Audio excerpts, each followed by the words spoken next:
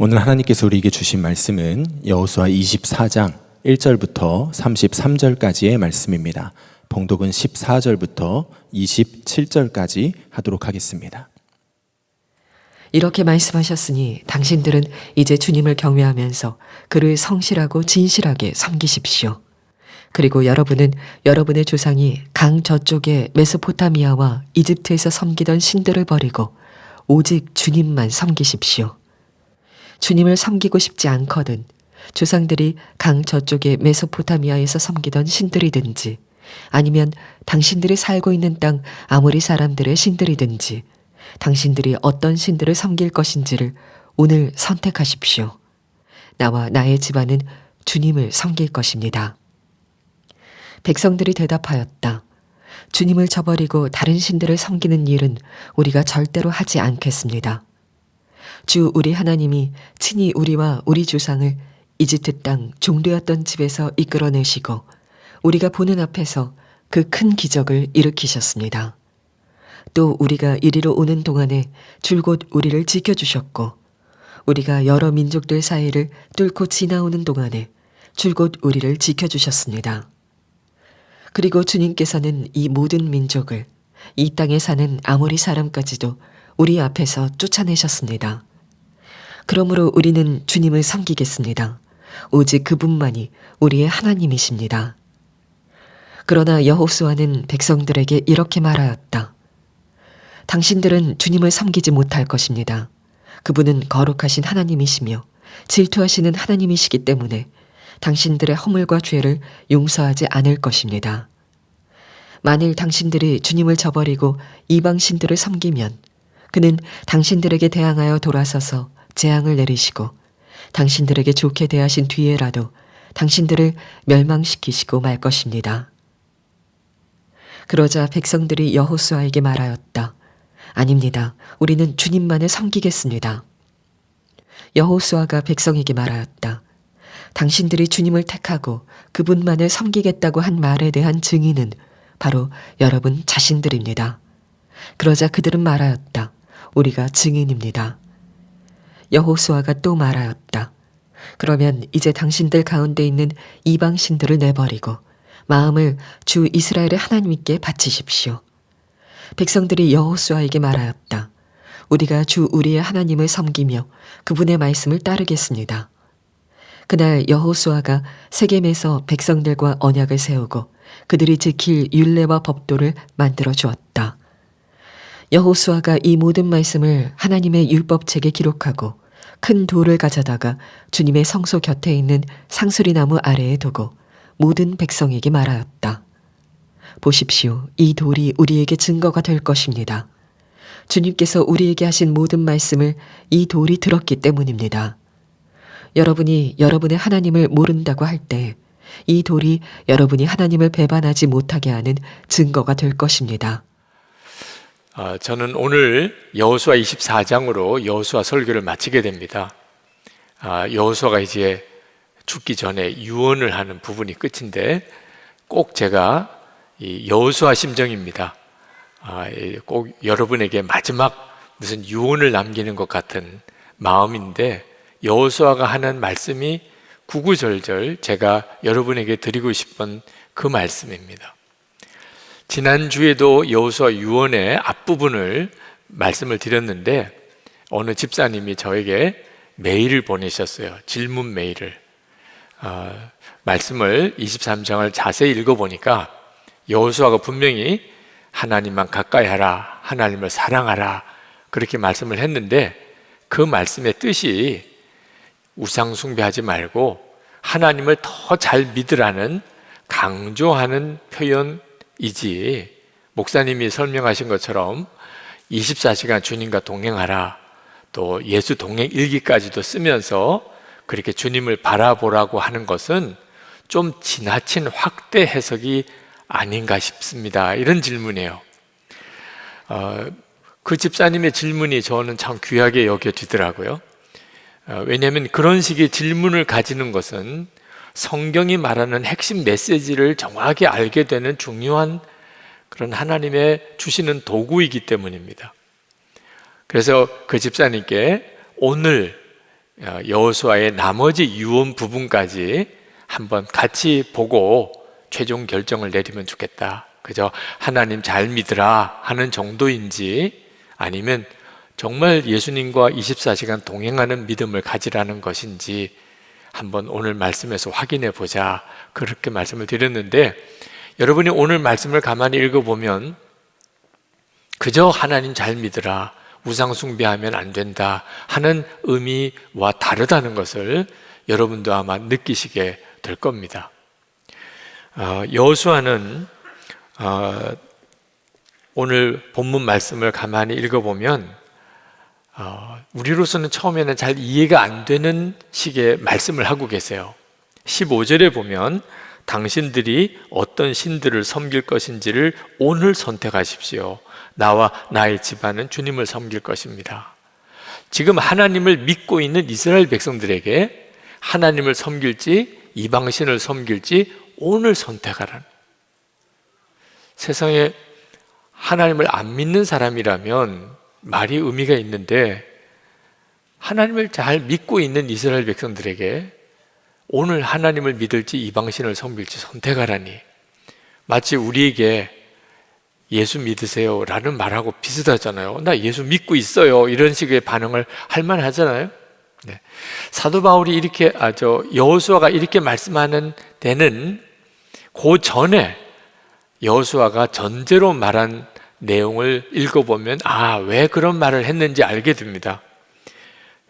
주님을 섬기고 싶지 않거든, 그러면 오늘 하나님 섬길지 이방신 섬길지 선택하십시오.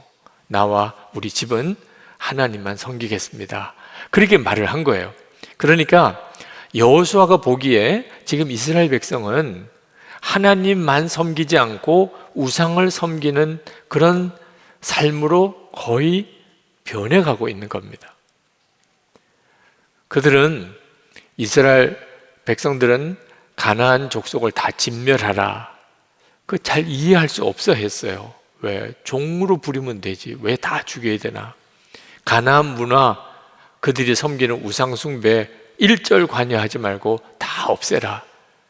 괜찮던데, 재밌던데 꼭 그렇게까지 해야 되나? 그런 마음으로 가나안 땅의 문화와 우상 숭배에 기웃거리고, 그리고 같이 그냥 우상 숭배하는 풍조가 되어버렸어요.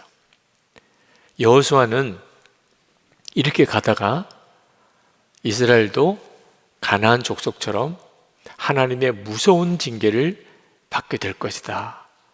여호수아는 분명히 그게 느껴졌어요. 그래서 이스라엘 백성들에게 그저 우상 숭배하지 마, 하나님 잘 믿어 하는 정도의 말을 하지 않은 거예요. 너희들이 오늘 정말 분명한 결단을 해야 된다. 그 여호수아의 말에 대해서 이스라엘 백성들이 우리가 우상 숭배하지 않고 하나님만 잘 섬길게요 라고 대답을 합니다.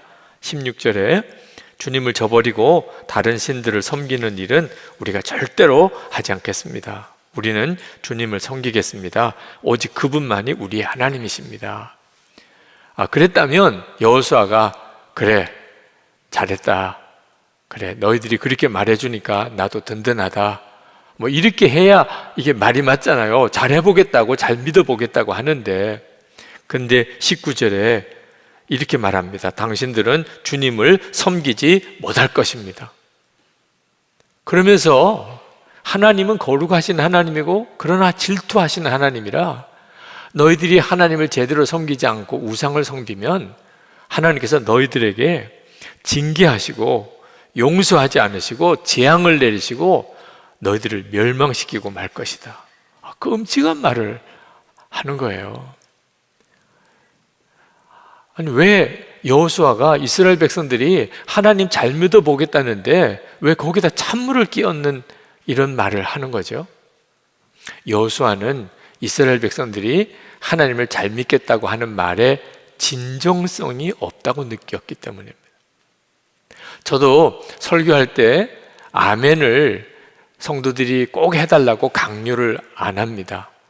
저는 아멘 신앙이 굉장히 중요하다고 믿어요. 저는 여러분들이 아멘으로 응답하면 말씀을 전할 때도 힘도 나고 그리고 그것이 귀하다고 생각합니다. 그러나 또 상당히 많은 경우는 그냥 습관적으로 아멘 하는 분들도 있어요. 진짜 그대로 살겠다는 결단도 없이 정말 그렇게 살겠다는 진정성도 느껴지지 않는 채 그저 아멘 이렇게 말하는 경우도 있습니다. 그래서 아멘 하고 응답이 와도 제 마음에 느낌에는 안 되겠네 이런 생각이 저도 들 때가 있어요. 그래서 굳이 아멘을 막 강요를 안 하는 겁니다. 여호수아가 꼭 그 심정이었으리라고 생각합니다. 이스라엘 백성들이 하나님 잘 믿을게요. 그럴 때 여호수아가 느끼기에는 안 되겠구나 얘들 이렇게 생각을 한 거예요. 왜? 진정성이 없이 대답한다고 느꼈기 때문입니다. 사실 지금 그 분위기는 굉장히 좋은 분위기예요. 이스라엘 민족 역사상 최초로 자기 땅, 자기 나라를 이제 가지게 된 겁니다. 가나안 땅을 정말 믿어지지 않는 하나님의 은혜로 가나안 땅을 정복을 했습니다. 자, 이랬다면 여호수아가 마지막 이제 유언을 남길 때 우리는 정말 위대한 일을 했어. 너희들 정말 멋있더라. 야, 너희들 충성했다. 앞으로 계속 이런 믿음으로 너희들이 잘 되기를 바란다. 영광 이스라엘. 뭐 이렇게 나와야 분위기가 맞는 상황이에요. 그런데 여호수아는 오히려 대단히 걱정이 많아진 겁니다. 이거 큰일 나겠는데? 야, 이러다가 이스라엘도 가나안 족속처럼 다 멸망하겠는데? 여호수아는 너무 두렵고 너무 안타까워서 피를 토하는 심정으로 이스라엘 백성들에게 하나님만 섬기기로 결단하게 그렇게 요청하는 거예요.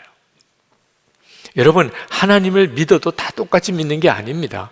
하나님, 정말 살아계신 하나님을 만나고 하나님과 동행하는 사람이 있고, 그렇게 하나님과 동행하는 사람을 내가 보았기 때문에 내가 하나님을 분명히 믿는 사람이 있고, 가족 중에나 교인 중에나 야, 저 사람 보니까 진짜 하나님 계신 것 같아.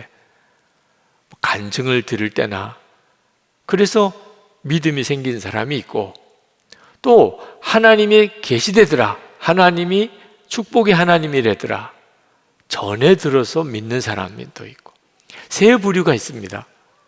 지금 요 당시로 말하면 여호수아는 하나님을 만났고 하나님과 동행하는 사람이었고, 장로들은 그런 여호수아를 보면서 하나님이 정말 살아계시구나 이렇게 믿은 사람이고, 이스라엘 백성들은 여호수아를 만날 수도 없어요. 그 당시에. 그러니까 전에 들은 겁니다. 전에 들은 거.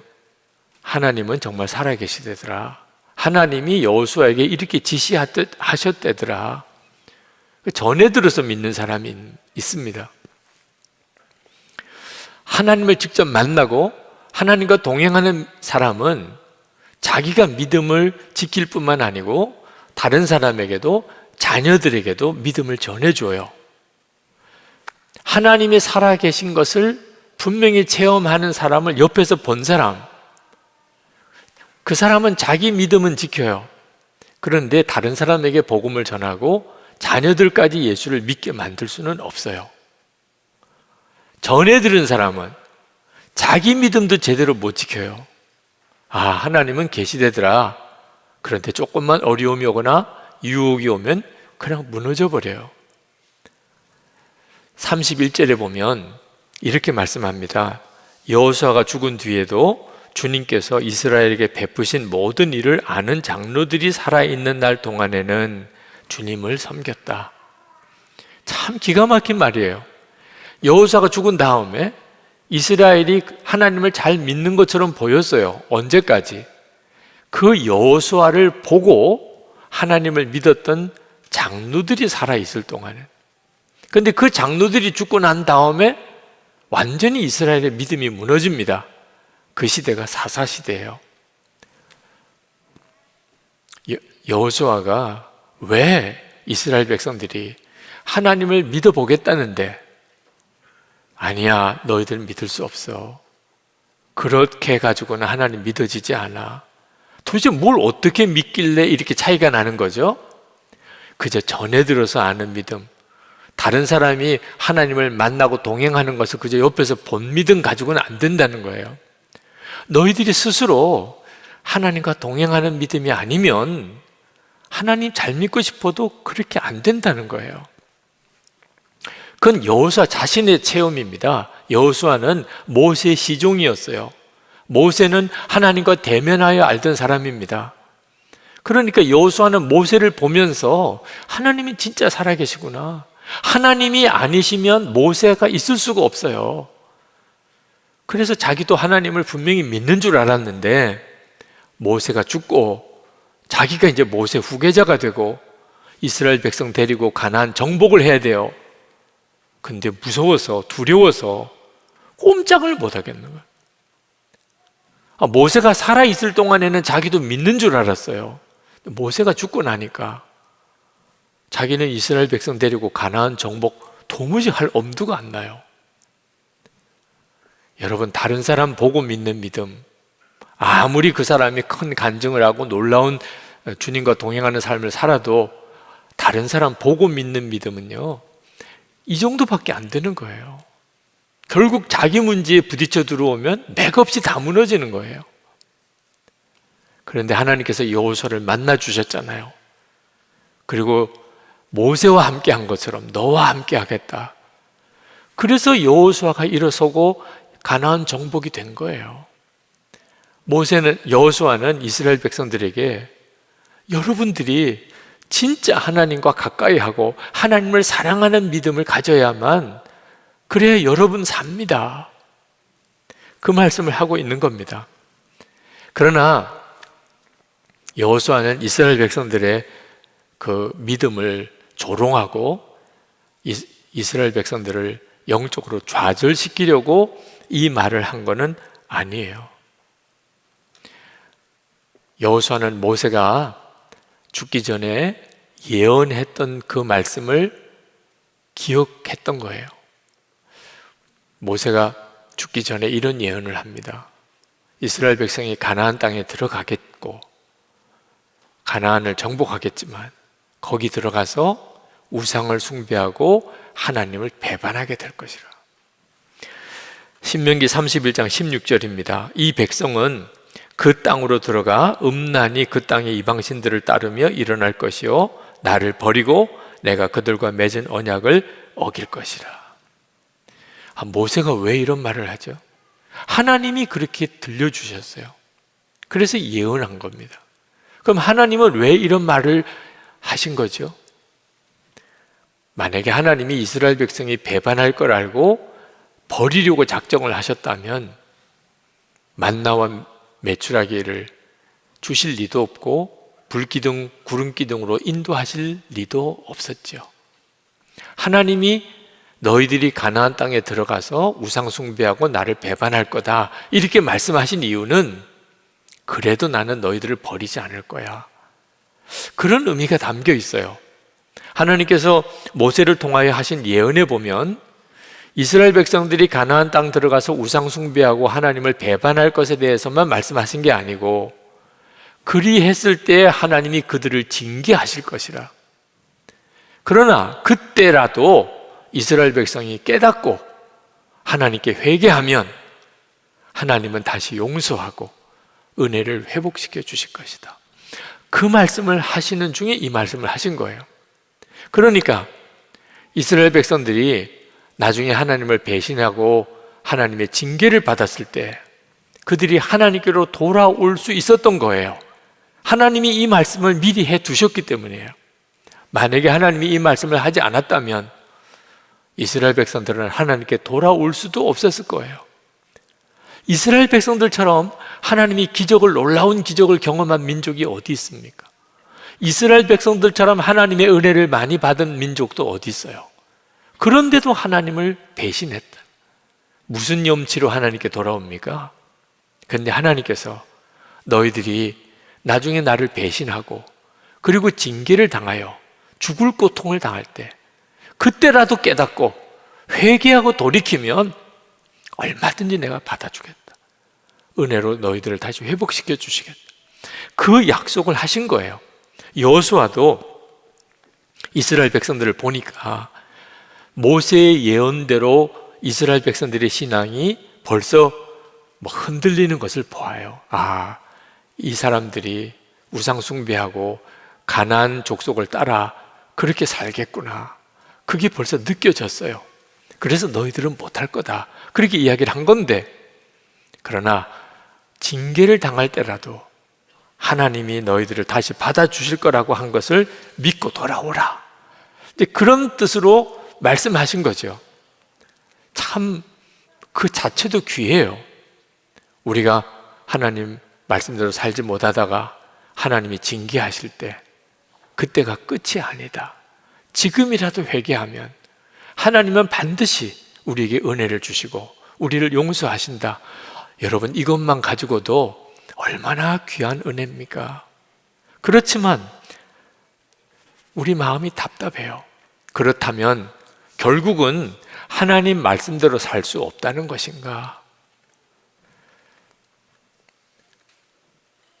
우리가 평생 살면서 하나님 말씀대로 못 살고 그러다가 하나님이 징계하시면 그때서야 깨닫고 회개하고, 그리고 하나님 앞에 나오면 하나님이 다시 용서해 주시고, 그리고 난 다음에 또 우리가 하나님 말씀을 어기고, 그리고 또 징계를 당하고, 그리고 난 다음에 또 깨닫고 회개하면 하나님이 우리를 용서해 주시고, 평생 그렇게 살다가 끝나는 건가? 그런 마음도 들잖아요.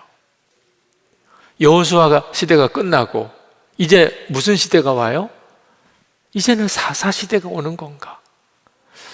그건 우리를 너무 답답하게 하는 거잖아요. 근데 하나님의 계획은 그렇지 않습니다. 하나님께서는 우리가 100번 회개하면 100번 용서하시고 1000번 회개하면 1000번 용서하시는 하나님이세요. 자비로우신 하나님, 용서와 사랑의 하나님이세요. 그렇지만 하나님은 당신의 백성들이 하나님의 말씀대로 바로 살 수 있게 해주시는 하나님이세요. 우리가 하나님 말씀대로 바로 사는 게 아니고 하나님이 하나님의 말씀대로 바로 살도록 해주시는 하나님이세요. 신명기 30장 6절입니다. 내 하나님 여호와께서 내 마음과 내 자손의 마음에 할례를 베푸사 너로 마음을 다하며 뜻을 다하여 내 하나님 여호와를 사랑하게 하사 너로 생명을 얻게 하실 것이며.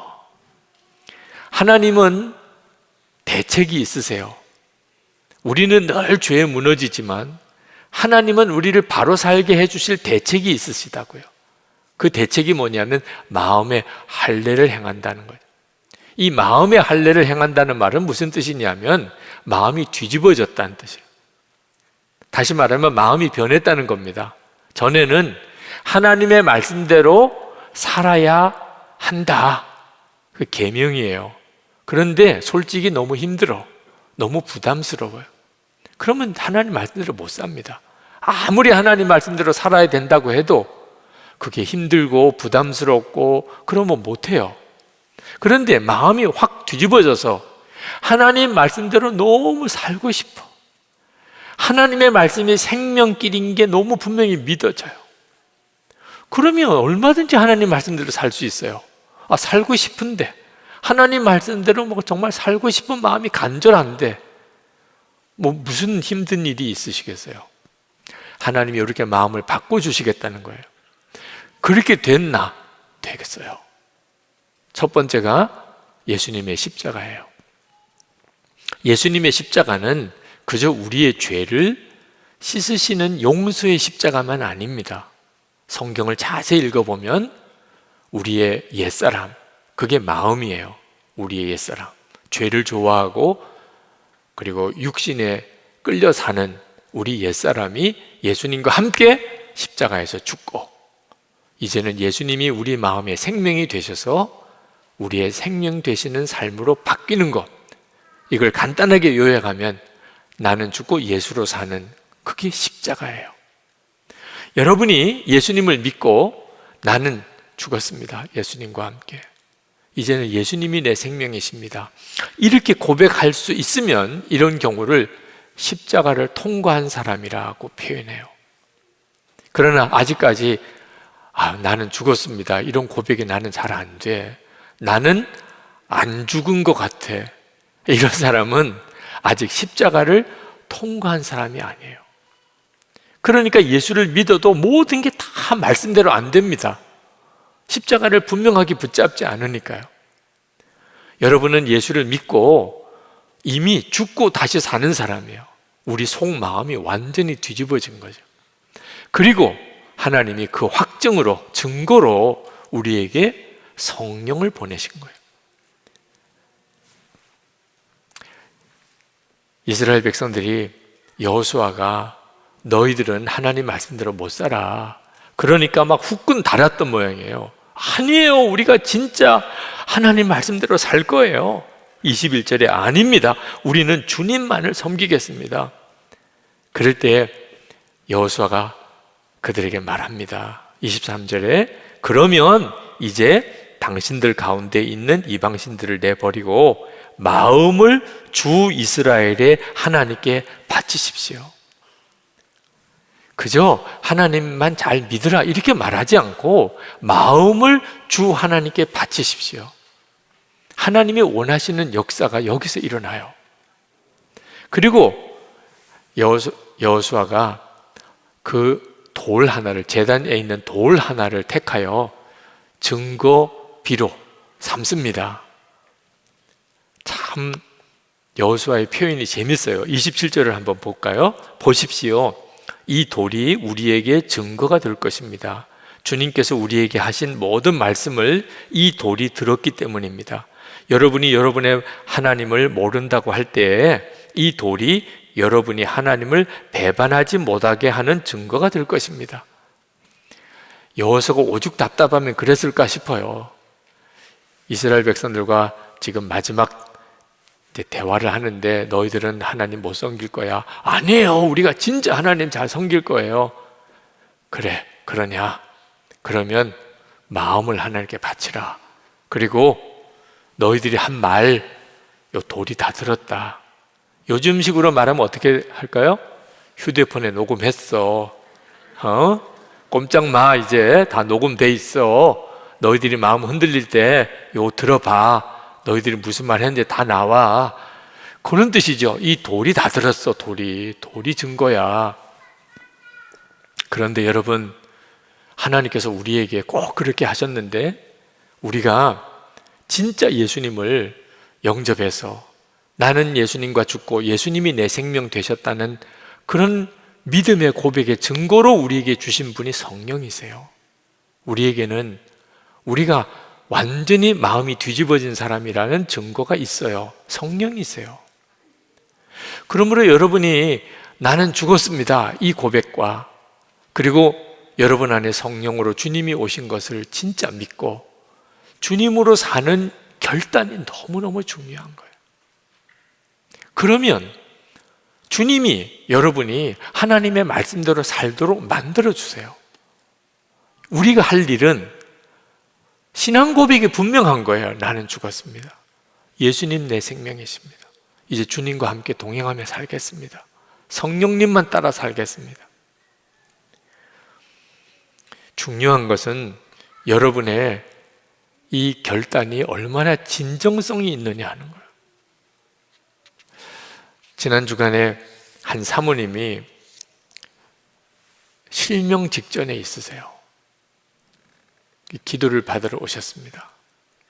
목사님이 사모님을 이렇게 이끌고 그렇게 함께 기도하고 그리고 그렇게 이끌고 가셨어요. 앞이 안 보이시니까. 앞이 안 보이시는 사모님의 심정이 얼마나 비참하고 얼마나 두렵고 또 얼마나 낙심이 되겠어요. 여러분, 갑자기 눈이 안 보인다고 생각해 보세요. 목사님 사모님이신데 앞으로 목회는 어떻게 해요?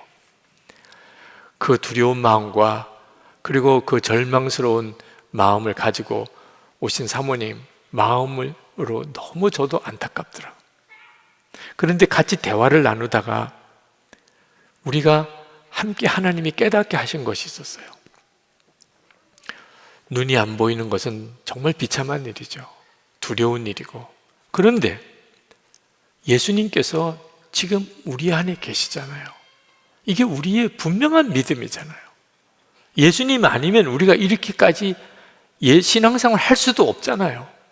그런데 육신의 눈이 머는 것만 두렵지, 나와 함께 계시는 그 예수님을 바라보는 눈이 뜨이지 못한 것에 대해서는 왜 아무 생각이 없는가? 예수님이 나와 함께 계신 영적인 눈이 뜨였다면, 비록 육신의 눈이 이렇게 멀어가는 것이 두렵긴 하지만 이렇게까지 절망적이지는 않지 않겠는가? 주님 의지하면, 주님 바라보는 눈이 분명히 뜨이면 이런 형편에서도 마음에 평강이 있고, 이런 상황에서도 내 마음에 감사가 있고, 이런 상황에서도 내가 오히려 주님께 희망을 가질 수 있잖아요. 그게 예수 믿는 능력이잖아요. 사모님에게 있어서 지금 눈의 시력을 다 잃어가는 것보다 더 시급히 해결받을 문제는 사모님 안에 계신 주님을 바라보는 영적 눈이 뜨이는 것 같습니다. 우리가 순서를 바로 하고 기도합시다. 주님을 바라보는 눈을 뜨게 해주세요. 진짜 앞이 안 보여서 눈 뜨게 해주세요. 이 기도, 그 절박감으로 먼저 주님, 제 영적인 눈이 먼저 뜨이게 해주세요. 주님 바라볼 수 있게 해주세요. 그 다음에 내 마음에, 지금 이 기가 막힌 상황에서도 내 마음의 평안이, 내 마음의 감사가, 내 마음의 확신이 내 마음에 일어나게 해주세요. 그러면 그 다음엔 주님이 하시는 거예요. 기적을 일으키고, 그리고 우리를 놀랍게 인도하실 일은 그 다음에 주님이 하시는 거라고. 그래서 그 사모님과 함께 그렇게 간절히 기도했습니다. 그때 제가 깨달았어요. 하나님이 왜 이 사모님을 이렇게 만나게 하셨나. 우리 교우들에게 그 사모님의 경우처럼 우리가 육신의 눈은 지금 멀지 않지만 영적인 눈은 먼 경우가 우리에게도 심각한 문제예요. 여러분, 예수님이 여러분 안에 계시다는 것을 알잖아요. 그죠? 믿잖아요. 그런데도 조금만 문제가 생기고, 조금만 시험이 오고, 조금만 유혹이 오면 전혀 예수님 마음에 계신 것을 모르는 사람처럼 그렇게 흔들리고 무너지잖아요. 이런 믿음으로는 하나님 말씀대로 잘 살아보겠다고 아무리 결심해도 안 된다, 그 말이에요. 우상 숭배하지 말아야지, 하나님만 믿어야지. 누가 모르나요? 다 우리가 원하는 거잖아요. 그런데도 안 되는데 어떻게 해요? 안 되는데. 여호수아가 그토록 이스라엘 백성들에게 보고 싶었던 것은 이제는 주님을 진짜 만나고 하나님과 가까이 하고 하나님을 사랑하는 믿음 없이는 나는 죽는다. 이런 진정한 결단이 여호수아에게 보이지 않았던 것, 그게 안타까웠던 거죠. 오늘 우리에게 주시는 주님의 말씀이에요. 여러분, 절대로 믿는 척 하지 마세요. 여러분 남편과 아내가 압니다. 여러분 가정의 자녀들이 다 알아요. 여러분 가까이에 있는 주변의 사람이 여러분이 진짜 예수님 믿고 나는 죽고 예수로 사는 정말 구원받은 자인지 아니면 그냥 믿는 척하고 사는 사람인지 다 알아요. 여러분 언제까지나 믿는 척하고 살 수 없어요. 결국 어느 순간에는 둘 중에 하나를 딱 결정해야 돼요. 그 순간이 오늘이어야 돼요. 오늘 이 여호수아 마지막 설교하는 이 시간에 여러분의 마음에 나는 죽었습니다. 분명하게 고백하고 산다. 나는 이제 주님만 오직 따라간다. 이 믿음 아니면 나 죽는다. 지금 눈이 안 보여요. 그 시간에 주여 눈을 뜨게 해주세요. 이런 절박한 기도가 나오는 그 심정으로 이렇게 기도해야 합니다. 그동안에 아무리 결심해도 안 되던데 여러분, 주님은 반드시 여러분을 오늘 다시 일으키세요. 포기하는 게 진짜 실패지, 내가 그동안에 실패했던 것은 하나님께서 얼마든지 우리를 다시 쓰실 수 있는 도구예요. 베드로는 예수님 3번 부인하고 위대한 사도로 쓰임 받았잖아요. 한 가지만 더 여러분에게 기도 부탁드립니다. 여러분 자신 혼자서 주님의 임재에 눈이 뜨이는 그것만 기도하지 말고 우리 모두가 다 함께 주님의 임재에 눈이 뜨이는 역사가 일어나기를. 코로나19가 끝나면서 하나님은 반드시 그 일을 이루시려고 하신다고 저는 믿어요. 우리 모두가 다 주님의 임재를 바라보는 눈이 뜨이는 것, 그게 영적인 대각성입니다. 한 사람이 영적인 눈이 뜨이는 것과 모인 회중 전체가 영적인 눈이 뜨이는 것은 완전히 다른 문제예요. 11월 11일 이번 목요일 우리 기도 성회를 합니다. 여러분, 그날 오실 수 있는 분은 다 오세요. 온라인으로 밖에 오실 수 없으시면 좋아요. 휴대폰으로라도 얼마든지 들어오실 수 있어요. 하나님, 지난 2년이 진짜 기가 막힌 어려운 해였습니다. 이제 우리에게 주를 바라보는 눈이 열리게 하소서. 그저 마음의 결심만 가지고는 안 되는 것을 이제 인정합니다. 들어서 믿는 믿음으로는 시험을 못 이겨요. 주를 만나는 눈을 열어주세요. 주님을 정말 뜨겁게 사랑하기까지 하는 그런 믿음으로 그렇게 살게 해 주옵소서. 오늘도 우리 기도하십시다.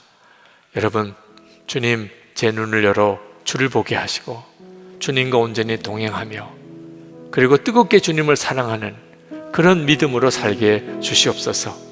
우리 다 같이 통성으로 기도하겠습니다.